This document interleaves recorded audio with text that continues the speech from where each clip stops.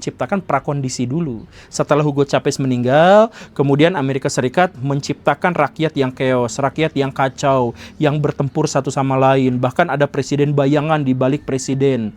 Jadi presidennya sempat ada dua kan, Venezuela itu, kemudian dibuat krisis, kemudian dibuat korupsi, korupsinya itu kemudian dipublikasikan, kemudian menciptakan sentimen negatif, ketidakpercayaan rakyat kepada pemerintahnya. Kemudian rakyat akhirnya banyak yang kabur aja dulu, sampai 5, 6, 7 juta rakyat Venezuela itu pindah ke negara yang lain.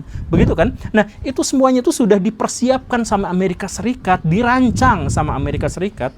Memang modusnya seperti itu. Amerika Serikat membiayai oposisi, Amerika Serikat mendalangi para pemberontakan, Amerika Serikat kemudian memperbesar dan menguatkan ketidakpercayaan publik kepada pemerintah dan sebagainya.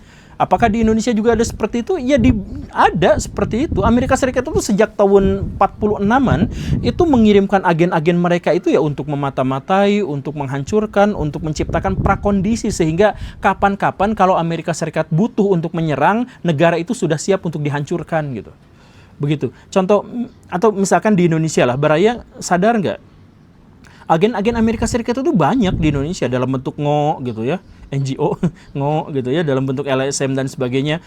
Bahkan ada yang mengklaim siapa gitu, itu si YouTuber itu, itu ada yang mengklaim bahwa di dekat rumah Ibu Megawati itu banyak agen-agen Amerika Serikat, markas-markas itu ngumpul di situ tuh banyak seperti itu. Nah, apa faedahnya? Kenapa mereka harus ngumpul di situ? Gini Baraya, coba Baraya perhatikan apa yang saya katakan, apakah relate atau tidak.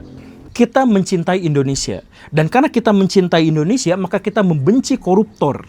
Kita menghujat, menjelekan koruptor, karena apa? Karena dia merongrong Indonesia, karena dia menghabisi sumber daya Indonesia. Dan karena itulah kebencian kita pada koruptor, balik lagi, adalah manifestasi dari kecintaan kita pada bangsa Indonesia. Garis bawahi itu. Tapi itu organik. Kalau sudah disusupi oleh agen-agen Amerika Serikat, maka premis dan kesimpulannya sedikit melenceng.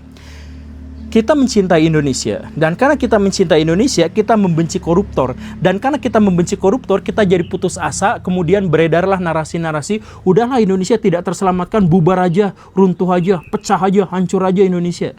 Nah, sekarang di medsos-medsos kita, banyak kan yang seperti itu tuh dicuci otaknya Baraya.